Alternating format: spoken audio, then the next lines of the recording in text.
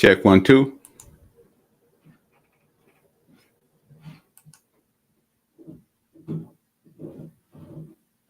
Check 1 2. Oh, okay. Are we there? Sound like we here.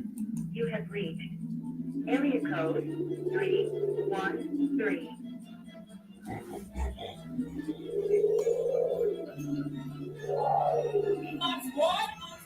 All my live niggas in the 313.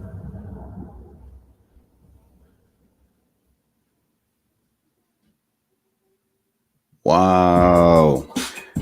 Hey, what's going on? Like, shout out to my man, DJ Los. Appreciate you, bruh. Check him out. One of our local heroes around here, local DJ, worldwide, the infamous DJ Los. Check him out. Thanks a lot, bro. Hey, I'd like to welcome y'all to another edition of No Fan Sports Podcast. I'm your host. I go by New, just a simple NEW. Real simple. Where's that thing at? Hold on. I done lost half my screen. What's going on?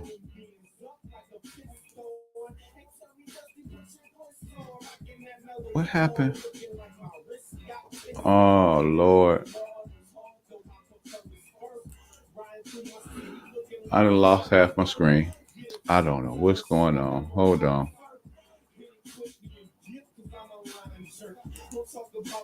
Uh-oh. Don't want that.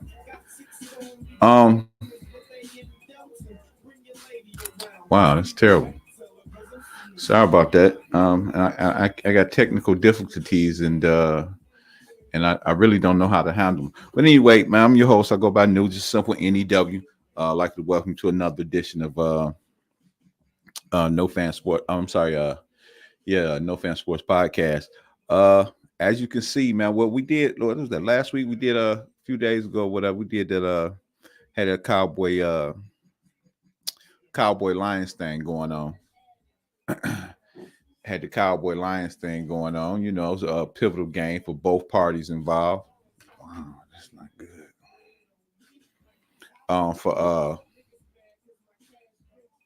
It was important for both teams, both Cowboys and the Detroit Lions. I just can't, it really bothers me when I have little technical difficulties and I can't figure out what's wrong. And it's really, really, really, really, really getting to me. But anyway, it was an important game for both parties involved.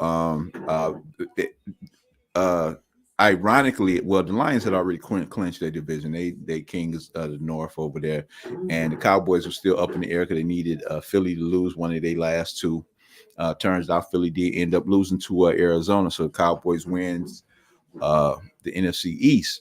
But the thing, what also made that head-to-head matchup kind of pivotal was the fact that, as far as seeding, the Lions had potentially had a chance to become the number one seed out of the NFC, but that would be predicated on naturally they would have to have San Francisco would have had to take out, I think, at least one L. But I don't know all the dynamics to it, but it could have very well been the Detroit Lions could have, found their way into the number one slot. Oh, this is really, really bothering me, and I cannot figure out what is wrong. Hold on. Let me get back. Yeah, this is getting me. I'm just got to let it ride where it's riding. Yeah. So the game had a lot of it just had a lot of overtones to it. I mean, it just had a lot of stuff that was going on for both teams. And the Cowboys ended up coming out victorious by a controversial 2-point conversion that was called back due to an illegal touch by a lineman. But before we even get off into that, man, let me take care of the house, what they call it, housekeeping duties or what have you. Ain't that what they call that? Housekeeping. Let's take care of housekeeping. Where is it at? All right. All right.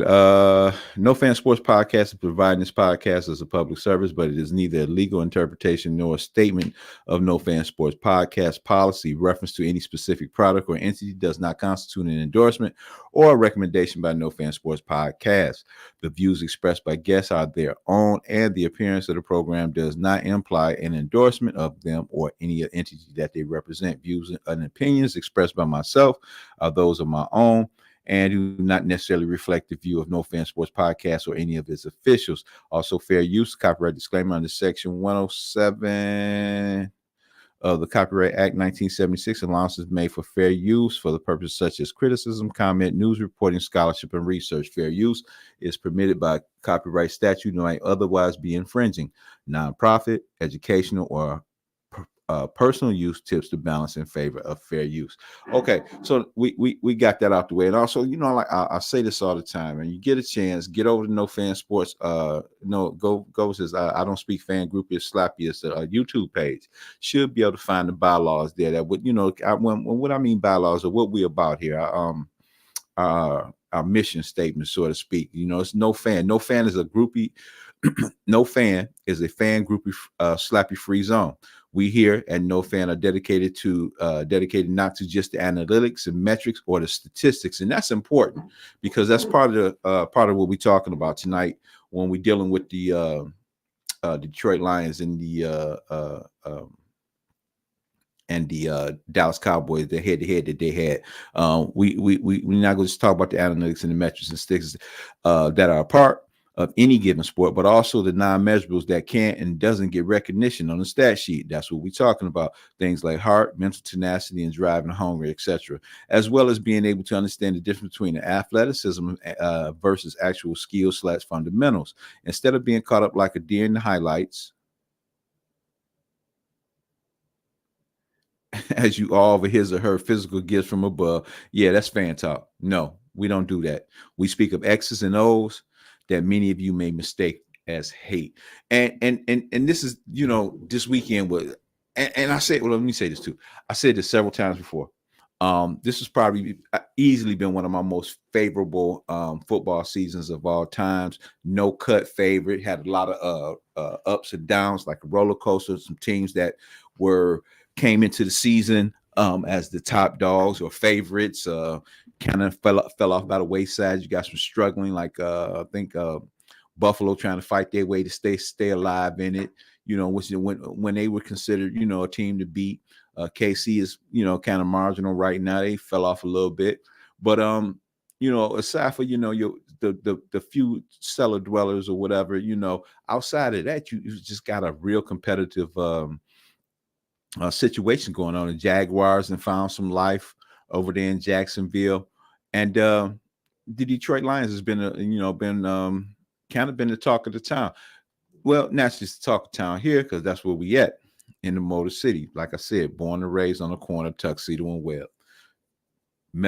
I rock with every sports franchise here except for the Detroit Lions, and that hasn't changed. I've jumped off the ship, like I said before, late 70s, early 80s.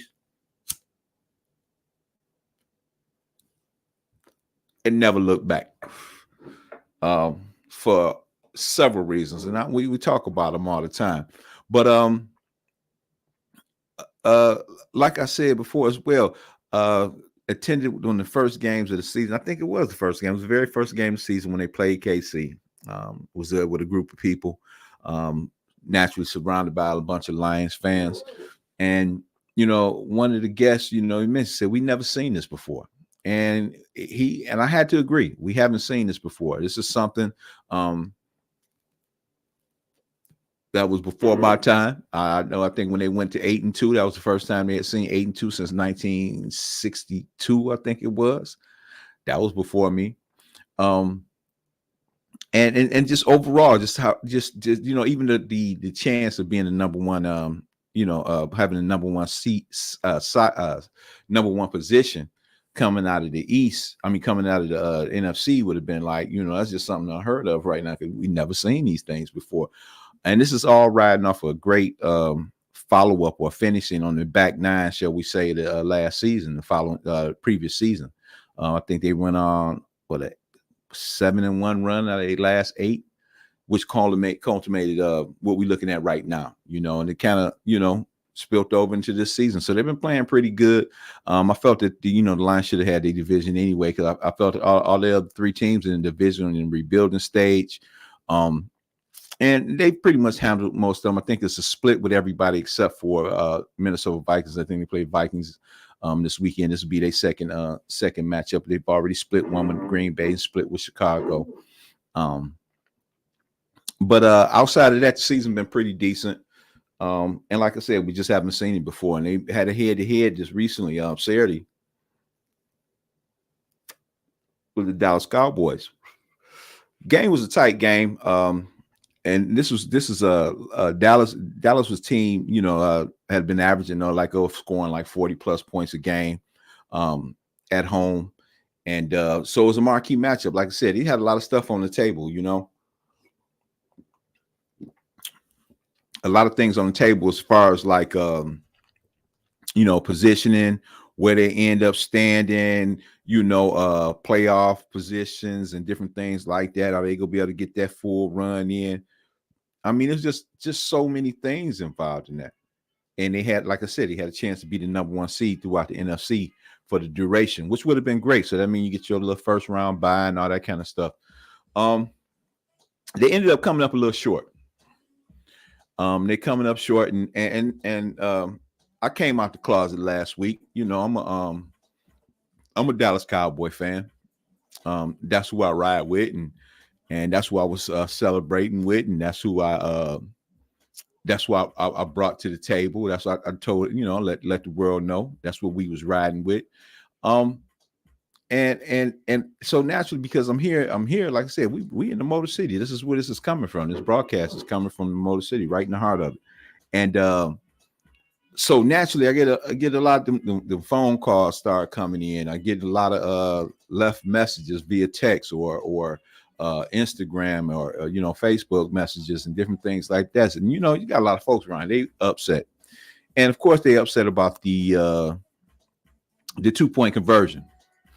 Now, here's my problem with the 2-point conversion attempt from the word go. Oh, wow. Did y'all lose me? Uh-oh. Hold on. Let me see if I can find myself.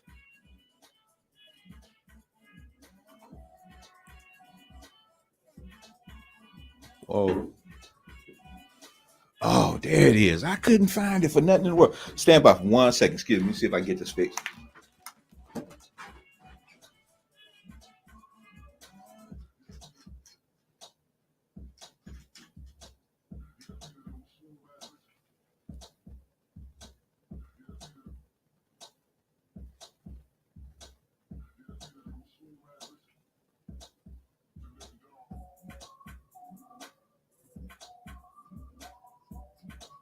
Just bear with me, y'all.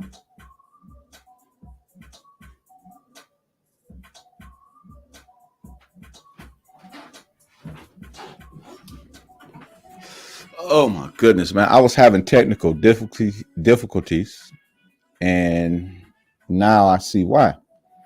Well, no, I don't necessarily see why, but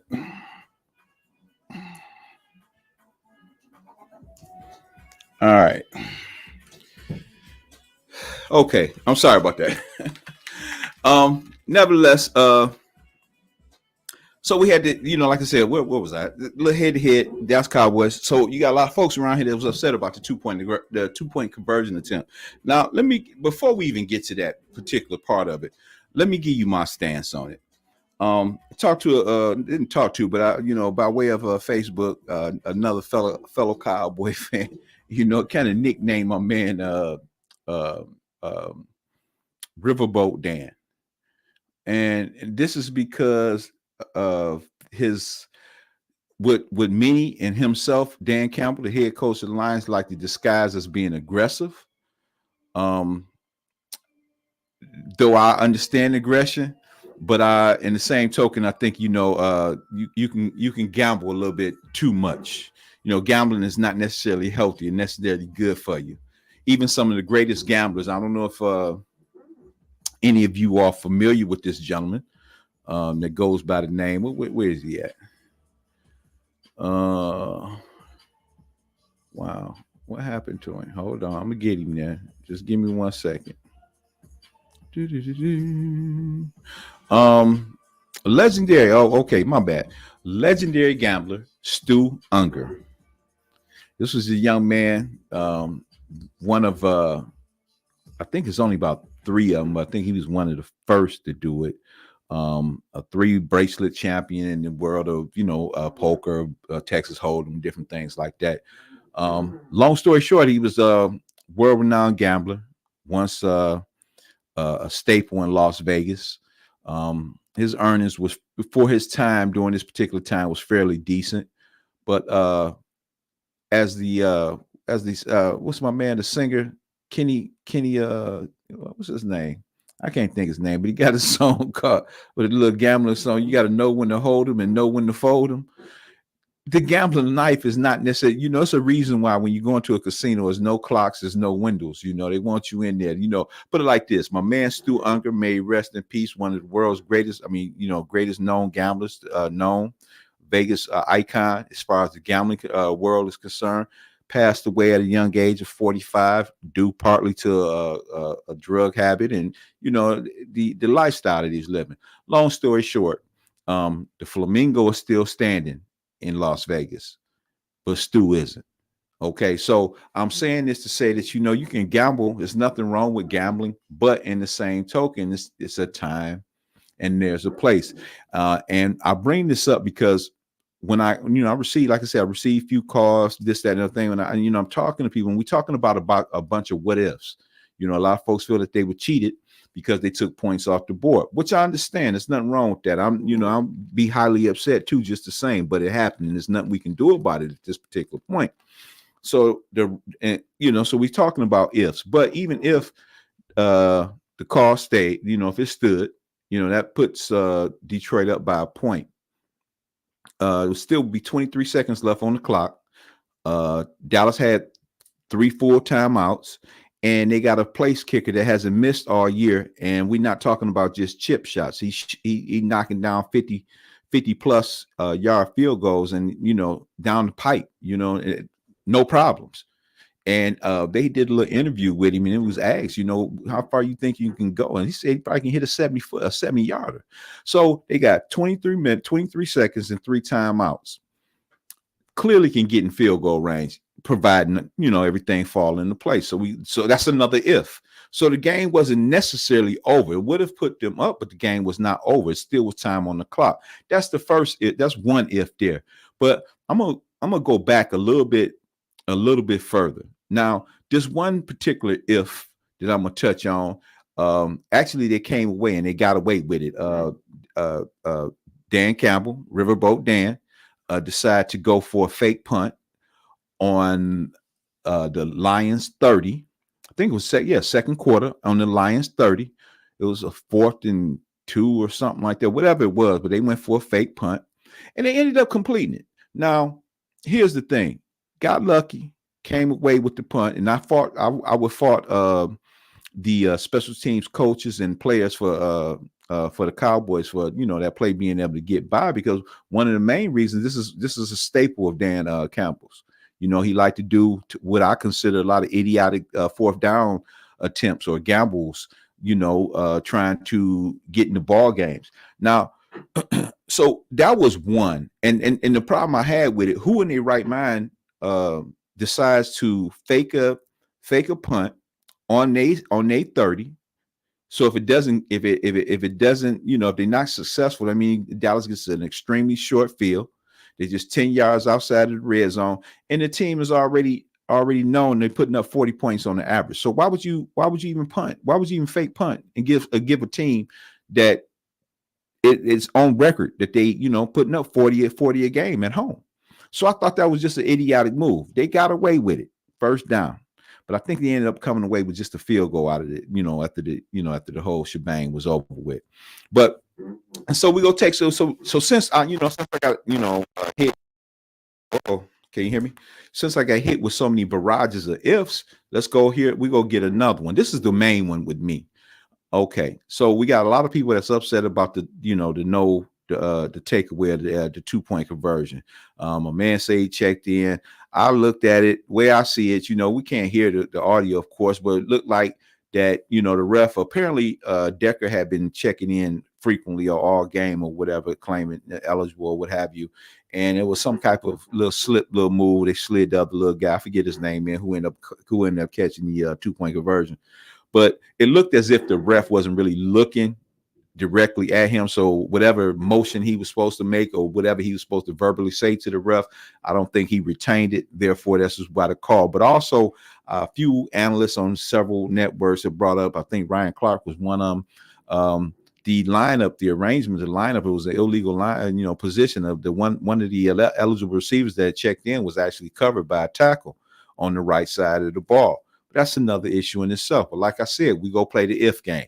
So if they keep it, all right, still 23 seconds on the clock. Dallas got 3 full timeouts, and they got a kicker that hasn't missed all season. Okay, so then we went back to the fake punt. So now let's go to the main if that I have a problem with. So if you want to attack me and claim that they got cheated or whatever, and we playing the if game. So my greatest if is this. CD Lamb fumbled outside of the goal line at the 1, fumbled it out of the end zone, which ended up resulting in a touchback in Lions ball. If he had held on to the ball, they score. Dallas is up 14-3. 14-3, and was going around, they put up 40 at home.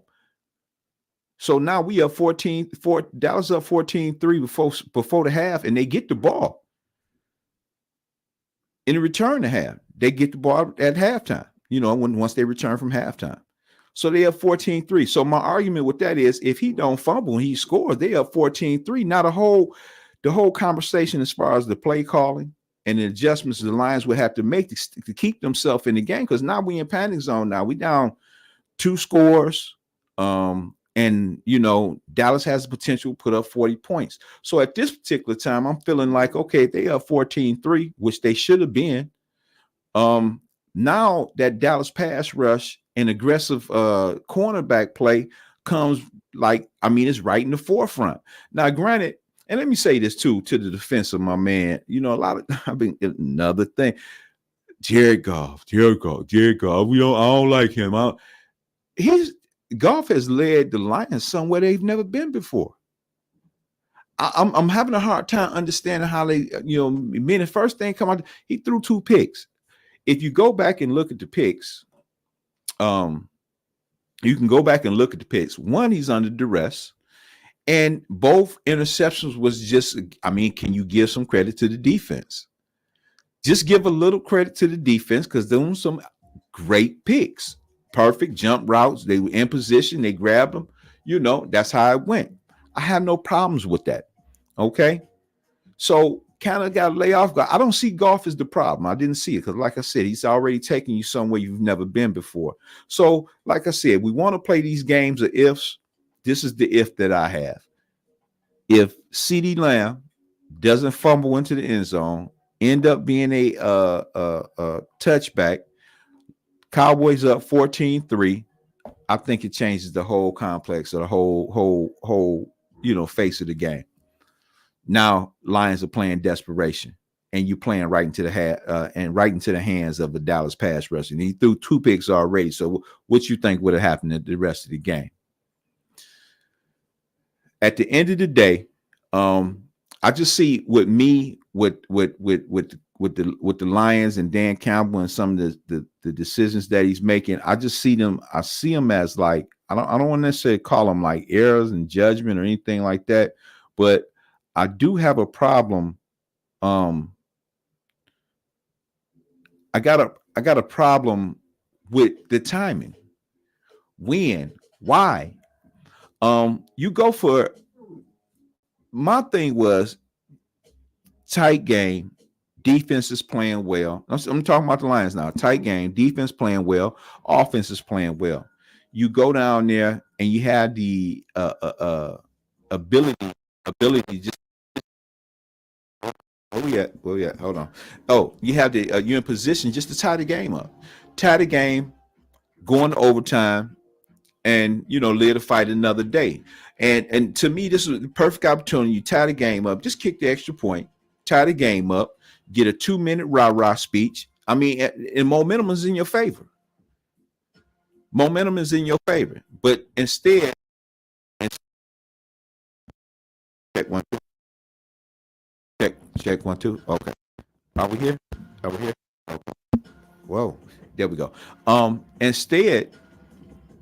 Instead of kicking the extra point, end up going for the extra point 3 times. Hats off to the Dallas Cowboy defense for stopping them 3 times. 2-point 2-point conversion tries. Stopped them 3 times straight. Game over. But you had the ability to just kick the extra point and you take it into overtime. Now, my question is, why are you pressed to what are you proving? It was your starting quarterback wasn't hurt. Your defense was playing well. Offense was playing well. I'm not understanding the sense of urgency. Who are you proving this to? You got your Division 1 already. How about something like a boxer? You get a chance to get a standing 8 count. The fight's been pretty close. Let me wrap up, get this standing 8, or just let me get to the corner, take a seat on the stool, get some rest, and you come back out swinging. And literally, to me, that's what they should have done. I don't understand. I didn't feel the need and didn't understand why he felt the need to go for 2. And yes, it was written off as just being aggressive. Such. You still can be aggressive in overtime, and the problem, and finally, I'm gonna close him out on this here. I want to share my screen. Okay, I hope you all can see that. All right, where we at? I'm gonna share my screen, and what we're looking at is I think this was 2014. This is a clip, the Dez Bryant catch against Green Bay. We go play it. Here's one down the sideline. Pass caught by Dez Bryant. That's a catch. Now Mike McCarthy is looking to challenge. After review, it has been determined that the receiver did not maintain possession. So what if Dez? You see that? That's a the catch. latest pertaining to the he really did catch it. That's a catch. Now, what happened with that? That would catch, if I'm not mistaken, had that been called a catch like it clearly was, that would have put the Cowboys in the Super Bowl. That was a Super Bowl. They were denied the opportunity to get to the Super Bowl off of that missed call by the referee. So let's keep the tears going. Let's keep the tears going, because the Lions fans, the locals, feel like this only happens to them. These type of things, these bad calls, only happen to them. I got one more too. I'm going to show you before we change this up a bit. Okay, hold on. I'm gonna get you there. Just give me 1 second. I'm gonna share my screen again.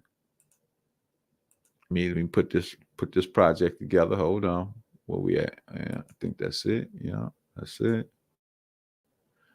All right, hold on. What we got? Yeah, this is it. All right. Now, what we looking at here?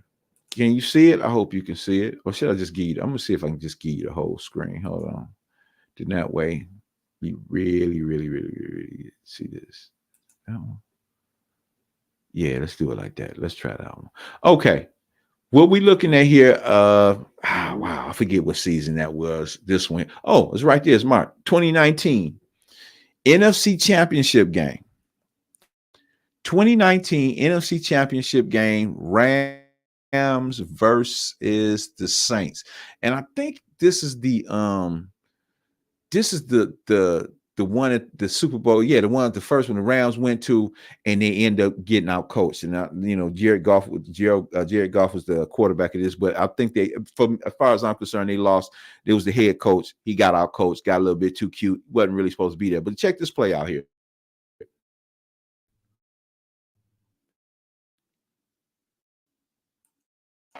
Interference. Look at it.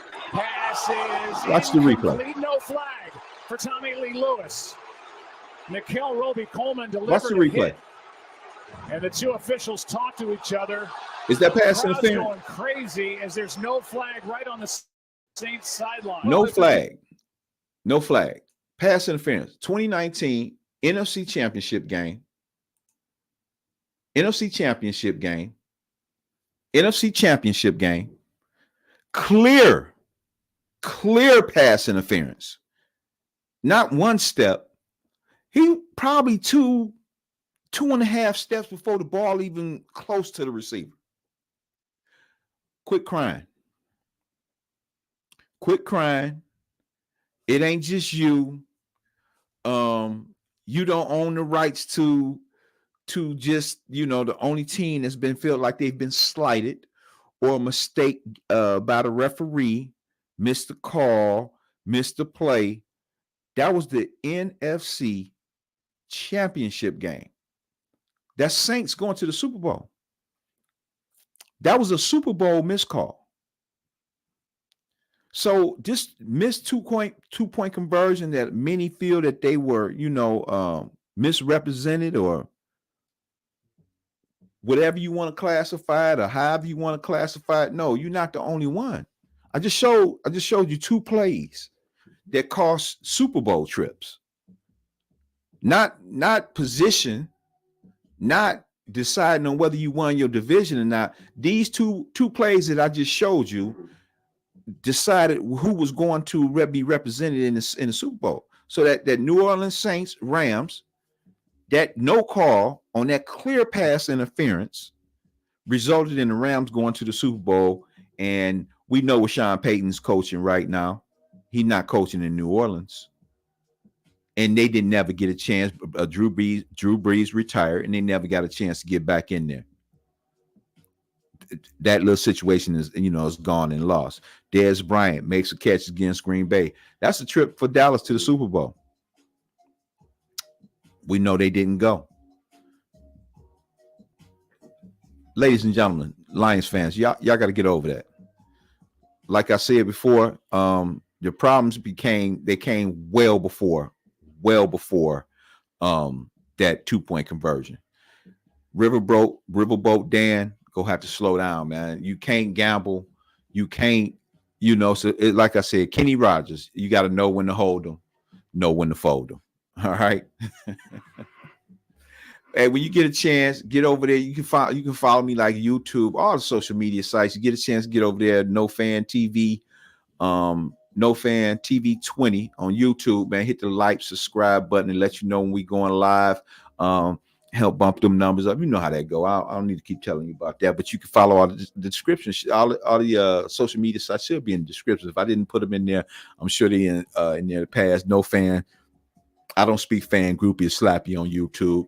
No Fan sports podcast via, I think it's Instagram and also as well on what's that other little site there and Facebook.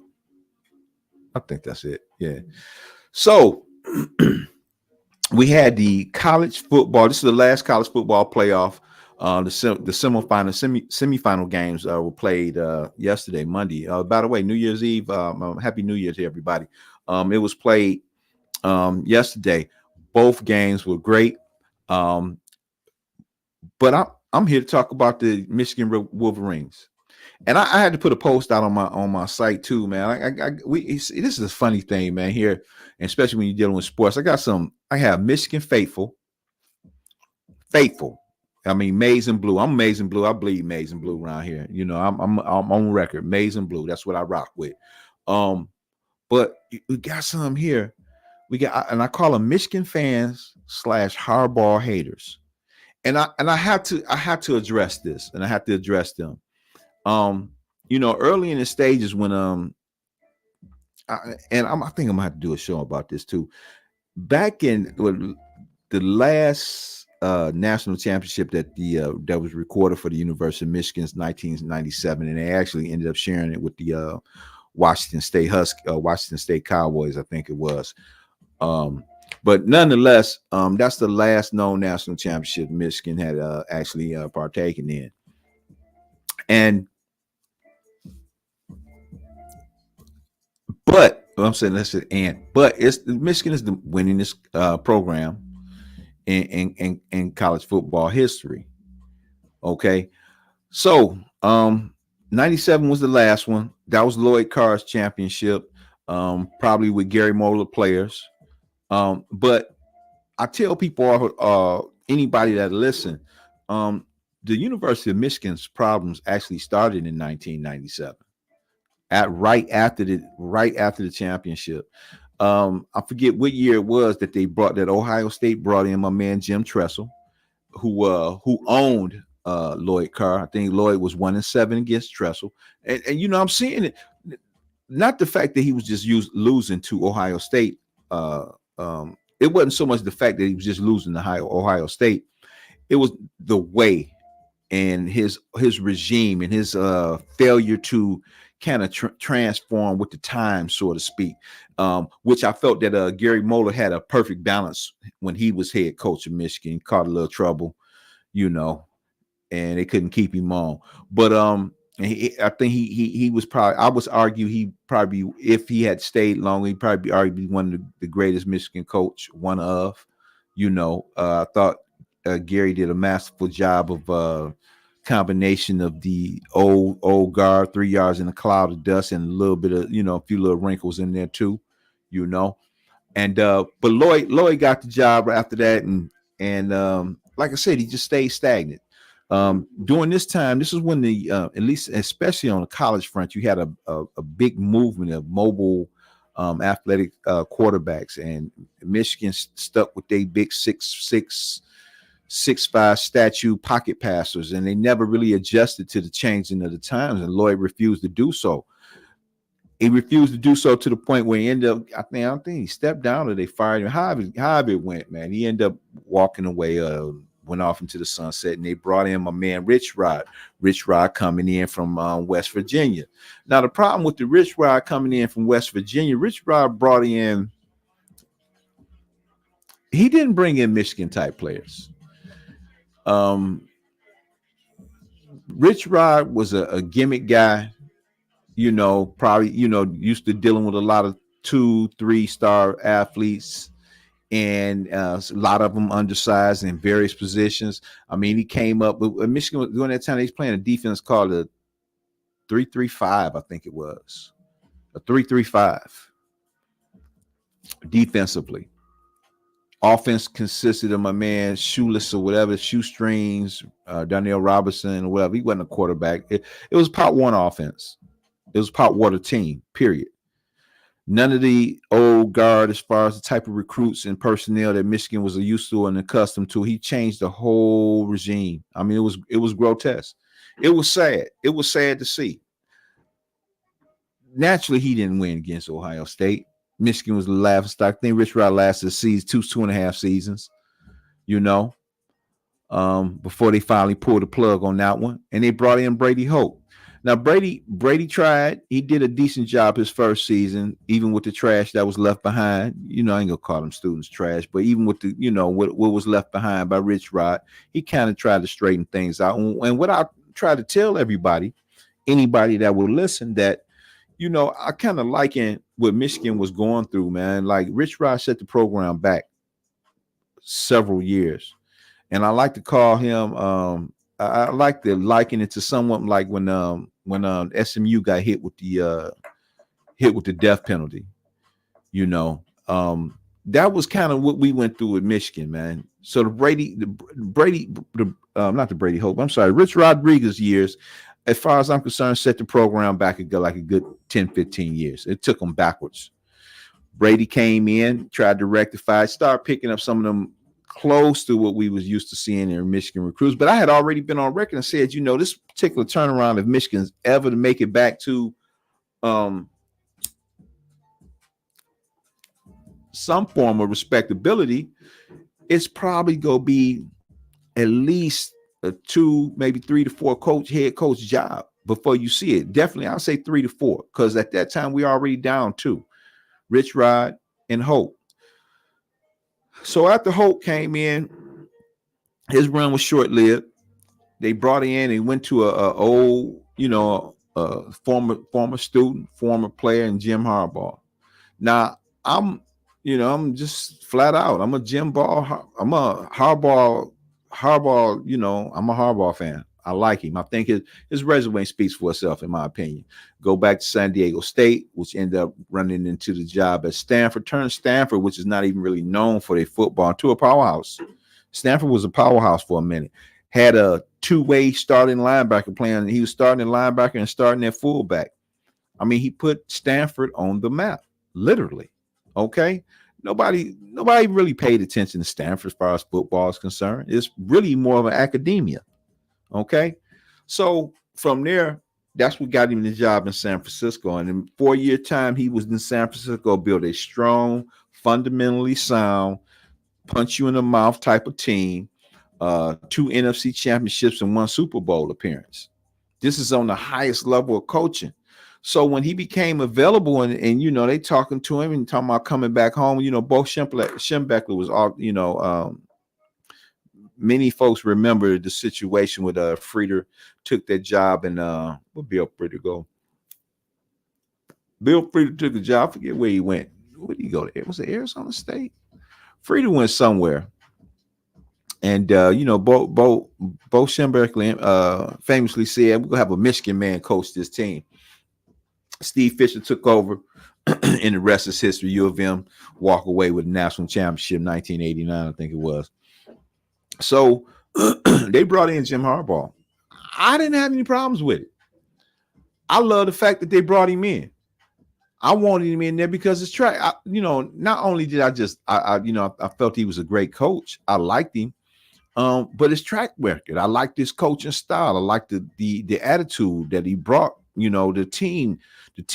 attitudes that he was hard-nosed, fast, vibrant, aggressive players, and this is what he brought to the fold. Okay, these are the type of players that he brought to the fold. So I didn't have any problems with him coming to Michigan. So because at the end of the day, what you need when you got teams where you build the programs. Before you start seeing the W's, you go get some L's, but before you start seeing the W's, you got to get the shell stocked. You got to get that personnel back together. And right away, when Harbaugh took over, that was the first thing he worked on. Michigan was known for All-American left tackles. Offensive line play was always been outstanding at the University of Michigan. Always had a All-American, like I said, left tackle. And the player personnel. So we had to get those Michigan type players back. And during this time, and make it so funny, during this time, this was Michigan State went on a nice run. They had no competition in getting players. They was getting everything Michigan used to get. So Harbaugh comes in, get these players in. Ended up losing about 5 straight to Ohio State, even though I think he did pull one out. They got cheated out of that one. That's another one. They got cheated out of that one. That one, I think it was a 4th down play inside the 5 or something like that. But anyway, you seen the attitude, you seen the aggression, you seen the personnel, and you started to see the changes, and they came. And the whole time, when they wasn't winning, they was losing Ohio State, man. Oh, Harbaugh got to go. You heard Harbaugh got to go, but nobody had a legitimate replacement. Nobody had an idea of who they would get to replace him if he left. But the whole time, I'm like, look, just give it a minute. I think we go be all right. But I'm on record. If he end up getting fired or don't do the job, I'm on record. 3, 4, maybe 4 head coach before this thing turns around. But I got faith in Harbaugh. And I was looking at the stuff that's off the stat sheet. I'm looking at like I said, you got to have that locker room. If as a head coach, if you don't have a locker room, you go fail. You got to get the locker room. You got to get that, the team got to take on some form of identity, a toughness and the grit. And these things start taking shape. And then we get the personnel back, start getting our players back. The Michigan type of ball recruits that we start getting those back. And lo and behold, this is what you got right now. So made one college football playoff appearance. But no, they did two. Got blew out by Georgia and played a tough game with TCU. And I'm not so sure they was really ready. I thought they should have beat TCU last year, but it's water under the bridge now. They here and they back in it. Number 1 seed, number 1 team ranked in the nation, and they just knocked off Alabama. And the funny thing about that Alabama game, Michigan down by 7. I think with 3 minutes left. 3 minutes left, down by 7. They ended up going down there. They went down there. You guys seen it. They went down there, tied the game up. They didn't go for the kill. He just tied it up. They tied it up. Both teams was comfortable with that. They lived to fight another day, and they'll bang it out in overtime. Michigan in their first series on overtime, they scored. And naturally that put a lot of pressure on Alabama. They had to go back now, but Alabama should have been, it wasn't too much pressure. Alabama had been doing pretty good. But the funny thing about that is you got a lot of the Crimson Tide faithful, even like Saban, he ain't really dogged it, but he was like, he felt as if hold on. Come on. There we go. He felt as if not necessarily taking nothing away from Michigan, but he felt that they didn't do a lot of things right. One of the things I found they had a problem with, and I see now why most of the running backs come out of there highly talked to me. He has some big offensive linemen. I think they was on the average at least a good 330, 350. Alabama's offensive line, but they ended up giving up about 5-6 sacks. But what really stood out though, the part that really stood out was the fact that, and I was talking with someone else earlier. What really stood out was the fact that, Michigan had some bad special teams play. 2 muff punts and one, I call them 3 muff punts. The one, I forget the young man's name, number 82, he caught it, end up, he fumbled it. Bama recovers. The one he let sail, they ended up putting it down inside the 3. And hats out to Bama's punter, they punter and place kicker, outstanding. Punter kept Bama in good field position. Kept Michigan deep. And the other brought in another young man to retrieve punts. He fumbled, almost crossed the goal line with it. So you take away the errors on special teams, man. We looking at a blowout possibly.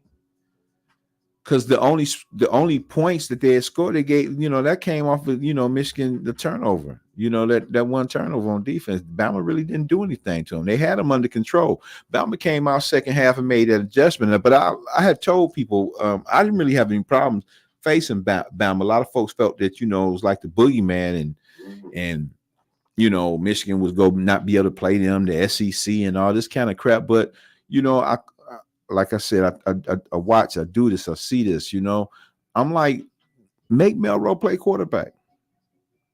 Make him play quarterback. Don't let him be an athlete. Just make him play quarterback. First half, they had him. They made him play quarterback. 6 sacks, 5 sacks. They made him play quarterback. Second half, Bama came out there and let him be an athlete. And that's when they started moving the ball. But they got it together. But like I said, long story short, like I said, Michigan didn't go for the jugular. They just went to tie it up. You tie the game up, do your 2-minute rah-rah speech, and you come out there and it's the whole, we got fresh new downs, fresh new clock. And I think, if Dan Campbell had, watched that game, I think he should, take some notes on that. And kind of, like I said, Kenny Rogers, man, you got to know when to hold him. You got to know when to fold him. Stu Unger was considered one of the greatest gamblers of all time. Like I said, the Flamingo is still up. The old strip's still down there. It's still some of the strips, from original. I mean, some casinos from the original days when they first got down out there in Vegas. Those casinos are still there. Circus, and all these other little places.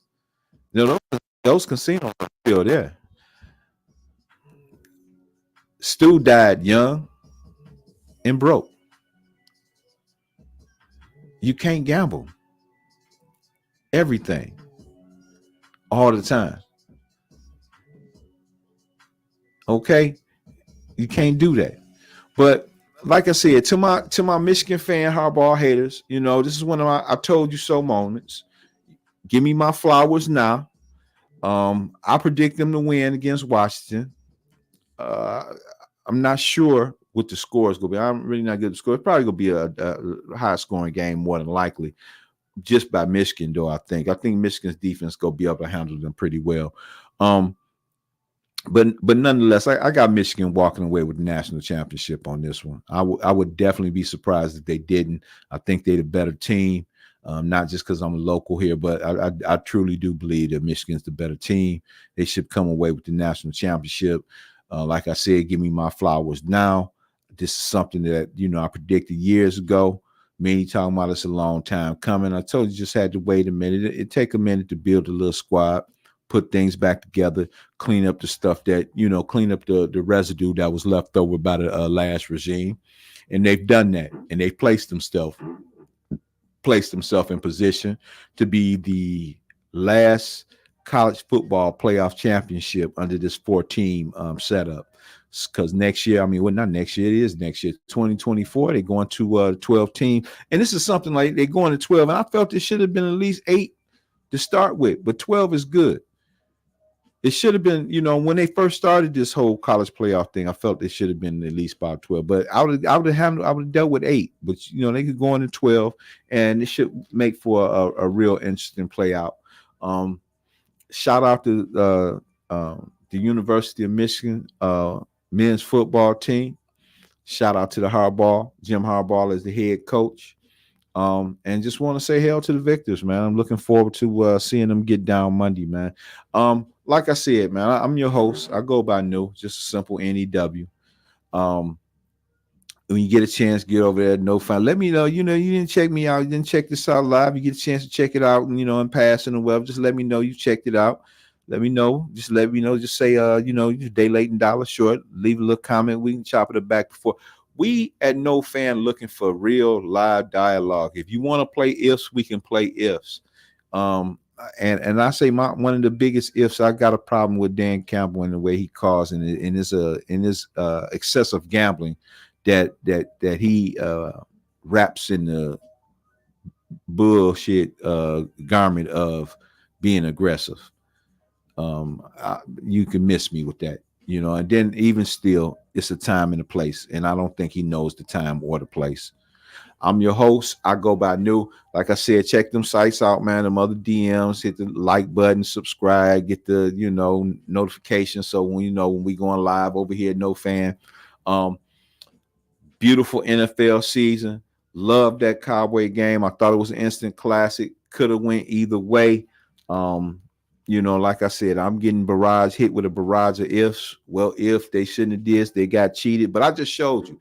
You got the 2019 Saints pass interference that was clear pass interferences that was not called. Neither was a review. That was a trip to the Super Bowl. 2014 Cowboys Green Bay Dez Bryant catch that was ruled a non-catch. Okay, trip to the Super Bowl. Lion fans, relax. This ain't the first time you've been done dirty, and you're not the first team that's been done dirty. Just relax. And maybe the Cowboys and the Lions meet up again in this little playoff run. We got one more game, and then it's off to the playoffs. But like I said, I'm your host, man. I go by New. Check us out. I'll get at you all later. Peace.